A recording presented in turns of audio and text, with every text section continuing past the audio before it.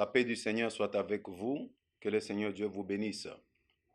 Aujourd'hui, je veux devoir partager avec vous la parole de Dieu, une parole très très importante parce que c'est par elle que nous avons la vie, que nous avons la paix et la joie dans le Seigneur Jésus-Christ.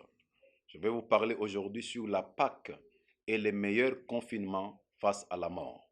La Pâque et les meilleurs confinements face à la mort.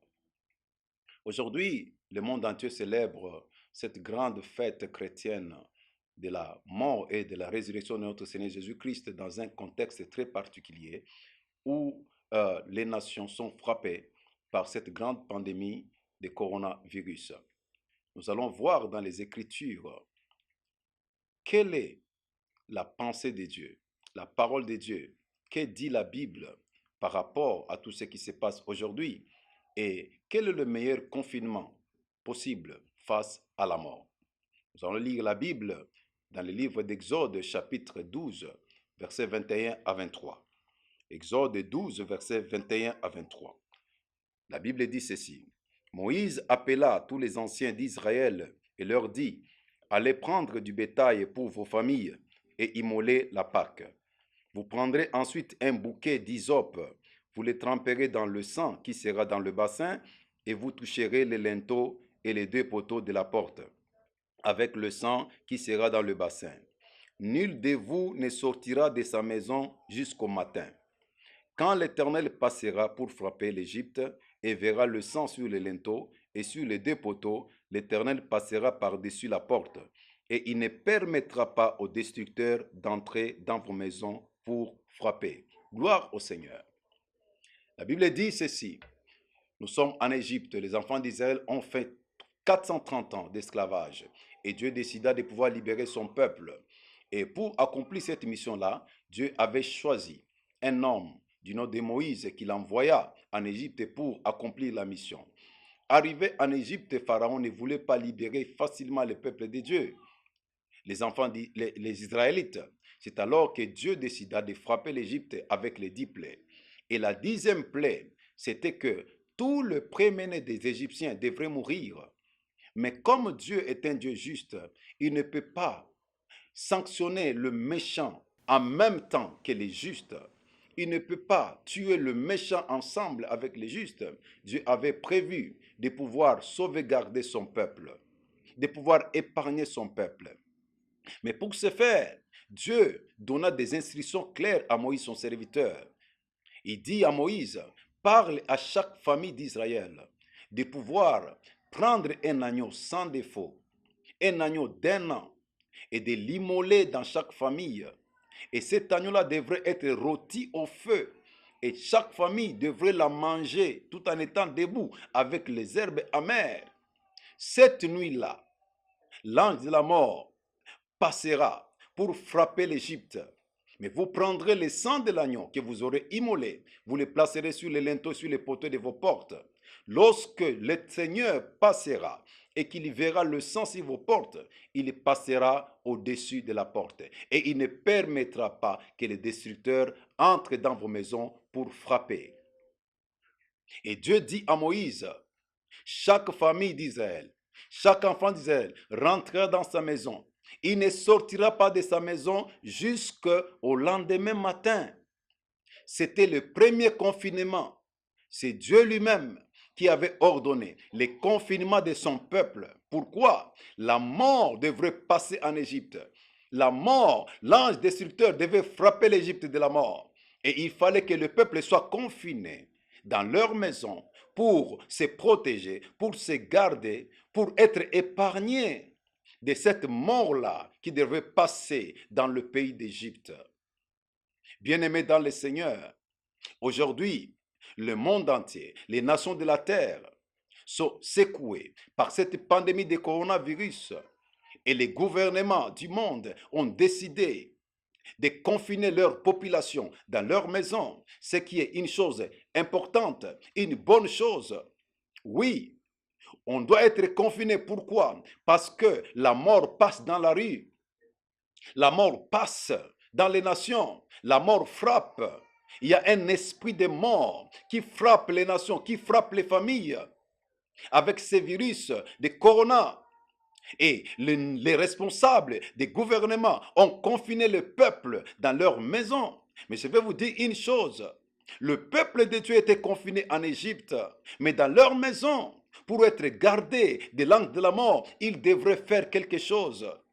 Étant dans la maison, premièrement, étant dans la maison, ils devraient immoler l'agneau, les rôtir au feu et le manger en famille.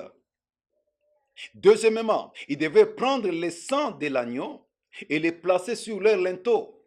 C'est les deux choses que les enfants de Dieu en Égypte, le peuple hébreu en Égypte devrait faire pour garantir leur sécurité, garantir leur protection, garantir leur survie. Aujourd'hui, nous sommes confinés dans nos maisons, mais je vous dis la vérité, c'est une bonne chose. Mais malgré ces confinements, quelqu'un peut attraper la maladie. Quelqu'un peut être infecté. Malgré ces confinements, il se pourrait que quelqu'un attrape la maladie d'une manière ou d'une autre. Mais je vais vous dire que lorsque Dieu a ordonné à son serviteur Moïse de confiner son peuple en Égypte, Dieu avait révélé des choses que le peuple devrait faire pour être protégé de l'esprit de mort qui circulait dans la ville ou qui devait frapper cette nuit-là dans le pays. L'agneau devrait être immolé. L'agneau devrait être rôti au feu et mangé en famille. Vous savez que l'Ancien Testament était l'ombre des choses à venir. Tout ce qui s'est passé en Égypte était le type de ce qui devrait se réaliser dans les années à venir. L'agneau qui a été immolé était l'image de Jésus-Christ, notre Seigneur. Jean, chapitre 1, verset 29 dit, « Voici l'agneau de Dieu qui ôte les péchés du monde. » Jésus-Christ est cet agneau-là qui était immolé dans la maison des Juifs en Égypte. Et la Bible dit, l'agneau devrait être rôti au feu. C'est ainsi que lorsqu'on a arrêté Jésus-Christ, on l'a amené à la croix de Golgotha. C'était entre 12h et 15h, à l'heure où le soleil frappe avec toute sa force. Et c'est en ce moment-là que Jésus-Christ a été crucifié à la croix. Et il a été rôti avec le feu du soleil, avec la chaleur du soleil. Et c'est comme ça que Jésus crucifié, Jésus mort et ressuscité, quand vous l'acceptez comme Seigneur et Sauveur, vous avez mangé cet agneau-là en vous. Vous avez mangé cet agneau-là dans votre famille. C'est la raison pour laquelle, mon frère, ma soeur, quiconque a reçu Jésus comme Seigneur et Sauveur, quiconque l'a accepté dans son cœur comme Seigneur et Sauveur, il a mangé l'agneau rôti. Il a mangé celui qui a été crucifié, celui qui a été crucifié à la croix de Golgotha. Et lorsque vous avez reçu Jésus dans votre vie, son sang va opérer dans votre vie. Son sang va opérer sur votre maison. Son sang va opérer sur votre famille. Bien-aimés dans le Seigneur. Et là, dans leur maison, mangeant l'agneau rôti, ils étaient confinés. Cela veut dire que Jésus-Christ, en l'acceptant comme Seigneur et Sauveur, vous entrez en Jésus, vous entrez dans sa maison, vous entrez sous sa protection, vous êtes confinés en Jésus-Christ. Le meilleur confinement qui puisse exister sur cette terre, c'est d'être en Jésus-Christ. Le meilleur confinement qui puisse te protéger, qui puisse nous sécuriser, c'est d'être confiné en Jésus-Christ. Psaume 61, versets 4 à 5 dit ceci, « Car tu es pour moi un refuge, une tour forte en face de l'ennemi. Tu es pour moi un refuge, une tour forte en face de l'ennemi. » Ça, c'est merveilleux. Je voudrais séjourner éternellement dans ta tente, me réfugier à l'abri de tes ailes. Je voudrais séjourner éternellement dans ta tente. Dieu est notre tente. Jésus-Christ est notre maison. Jésus-Christ est notre tour forte où nous pouvons nous réfugier face à l'ennemi. Aujourd'hui, l'ennemi frappe sur la terre. Aujourd'hui, la maladie frappe. Aujourd'hui, ce virus corona frappe. Mon frère, ma soeur, il est important pour toi de te confiner en Jésus-Christ. Au-delà du fait que tu es confiné dans ta maison ne peut pas te protéger au-delà. Mais c'est Jésus-Christ qui est capable de te protéger au-delà de toute autre chose. C'est le meilleur confinement face à la mort. Jésus-Christ. La Bible dit dans Proverbe chapitre 18, verset 10, le nom de l'Éternel est une tour forte. Le nom de l'Éternel est une tour forte. Le juste s'y réfugie et se trouve en sûreté. Le nom de Jésus est une tour forte. C'est lui qui se réfugie dans ce nom-là. Il se trouve en sûreté. Bien-aimés, laissez-moi vous dire une chose. En ce moment où le monde est agité, plusieurs personnes se réfugient quelque part. Oui, il est vrai, nous sommes tous confinés dans nos maisons. C'est un refuge. D'autres se réfugient dans leurs fétiches.